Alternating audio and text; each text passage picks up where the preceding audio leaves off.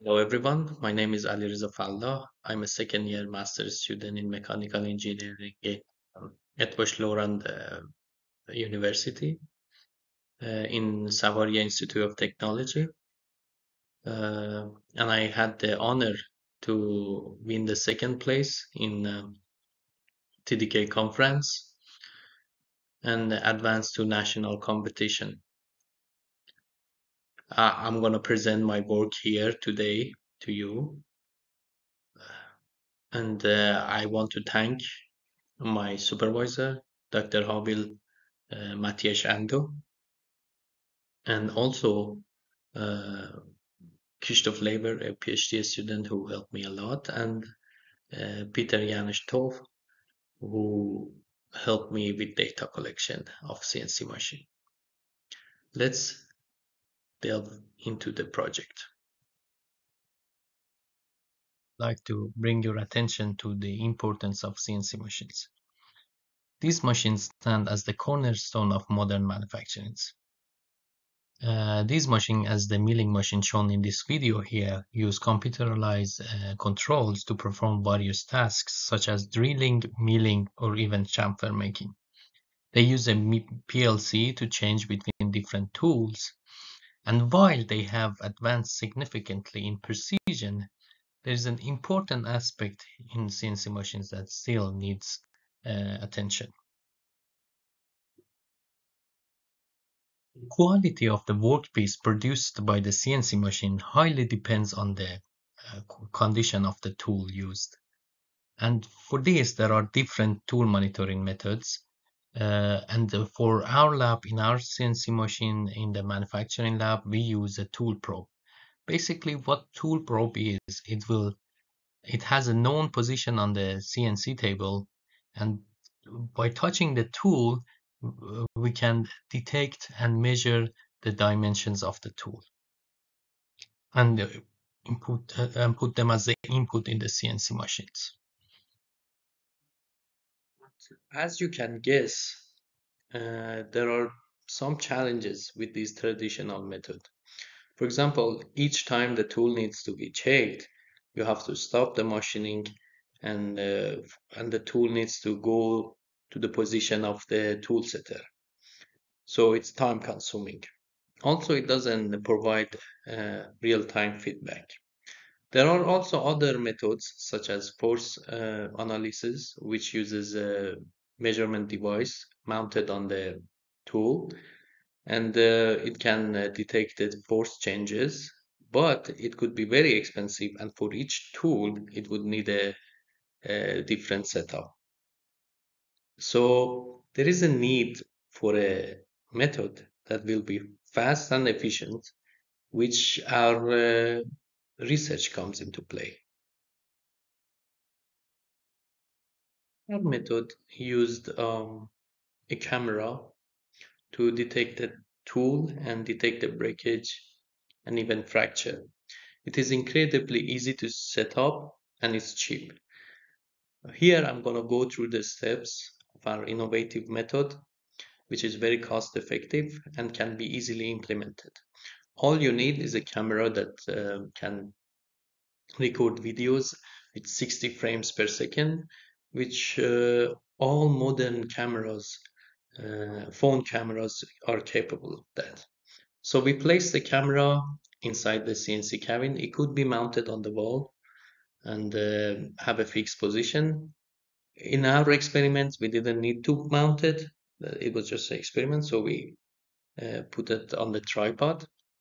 And this is the frame that the camera captures. Now, I want to bring your attention to an important aspect of CNC machines. In most of the CNC machines, the spindle and the tool only move in this direction, only up and down. It is the table that moves to the left and right, or in the X and Y direction. So no matter what position the spindle will have, it will be inside this region. It could be a little down or it could be more upper. Also, other thing is that when the tool wants to be changed, as we saw in the first video, it has to come to a certain position, as you can see in this picture, so that it can be changed. So it will have a fixed position that it will always be there. So using these two constraints, we can say that we have a region of interest, which is bounded here by the red dash lines. And we can cut this region of interest and remove the unnecessary data. So we would have this region of interest. Now, as I mentioned, we need to capture videos with 60 frames per second. Why we need to do that? The CNC machine can be set to operate in different speeds. If we set the CNC machine to do 10 rotations per minute, it means it would do one rotation in 6 seconds. And since there is 360 degrees in one rotation, it means that in per second, it can do 60 degrees of rotation. So each rotation will take 6 seconds, and in each seconds, then it can do 60-degree rotation. And our camera was configured to record 60 frames per second. So each frame that is captured is equal to 1 degree of rotation. Here you can see this is the initial position of the tool, then it rotates for 12 degrees. You can see there's some changes, then it rotates more, and more. And we will have, if we record for 6 seconds, we will have 360 frames that capture the tool in each degree of its position. We had recorded a similar video of the region of interest just without the tool. So we will have this background present in our uh, database, and we can use this background to reach this picture, which is the subtraction of the each frame of the background. And this proves to be quite useful to us. Resultant image from subtraction, we can do a couple of image processing techniques, which I'm going to explain briefly, that can help us with our method. Firstly, as you can see, this frame or this picture is color. It has the color information. We don't need the color information. It only adds to the computational timing. So we remove the color and make it a grayscale. So it now only is black and white. After this, we set a binary thresholding. What does binary thresholding mean? It means that there is in computer the pictures are shown with density. There are values for each pixel. If a pixel value is 255, it would be white completely, and if it's 0, it would be black. So for example, this region that is between white and black, it's somewhere around 120.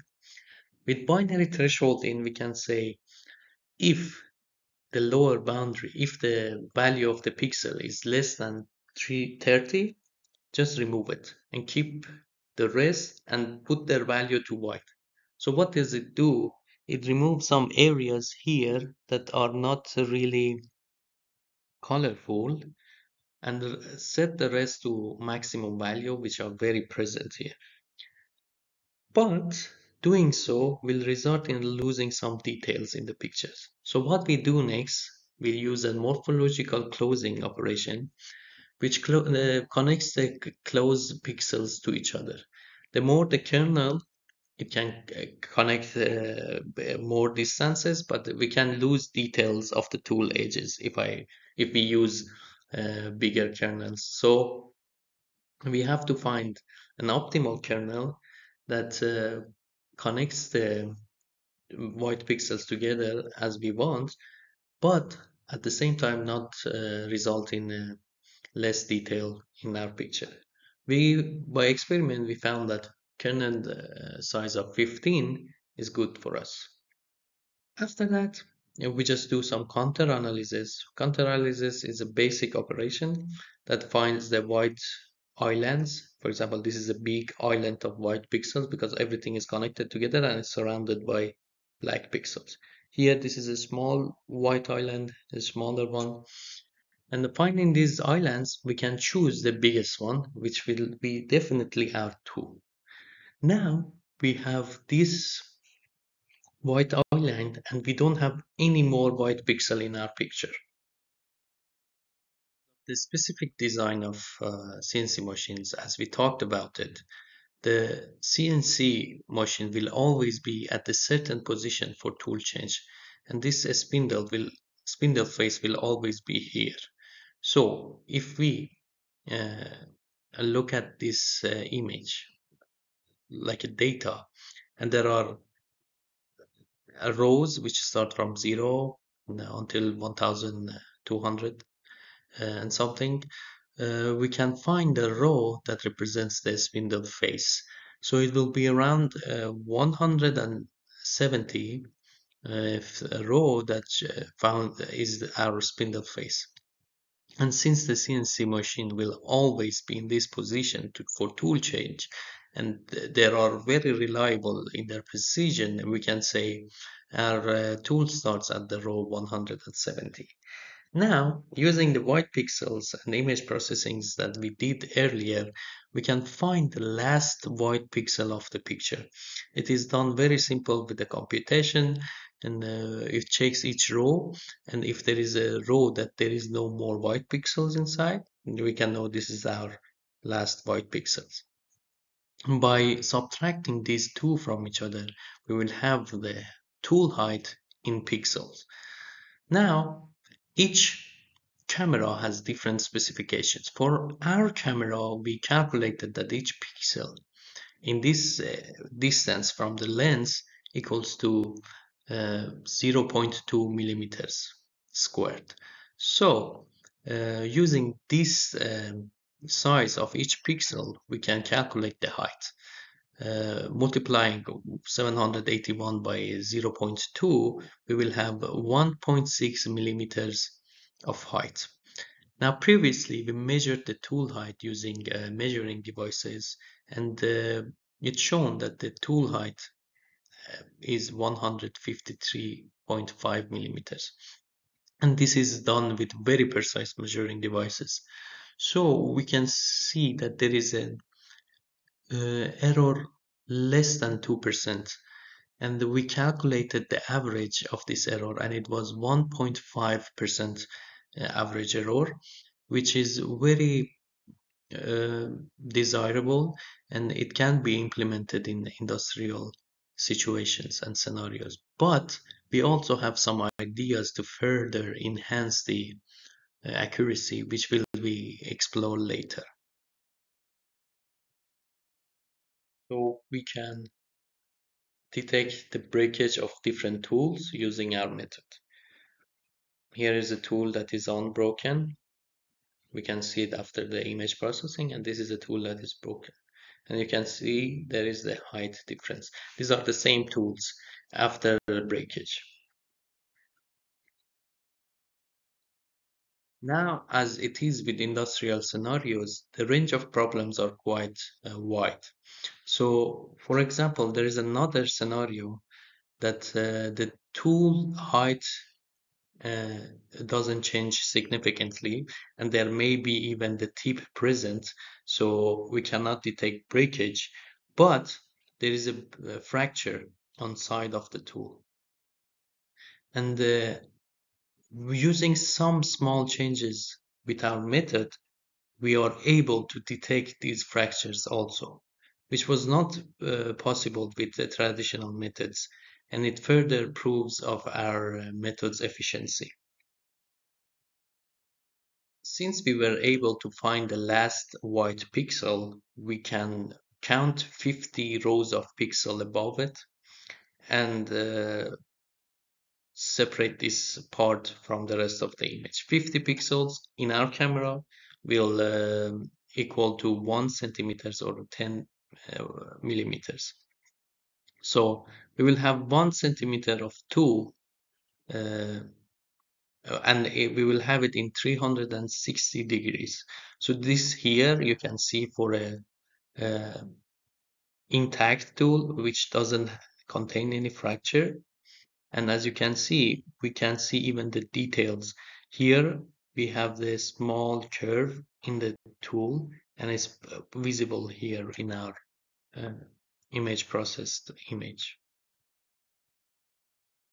Now here we have done the same thing, but instead of using a intact tool, here we use the fracture tool. So as you can see, there are missing white pixels in the image processed results. And at some cases, we may have the same shape as intact tool, and but other cases we will have missing parts. And we made use of this. You can see how we used the white pixels.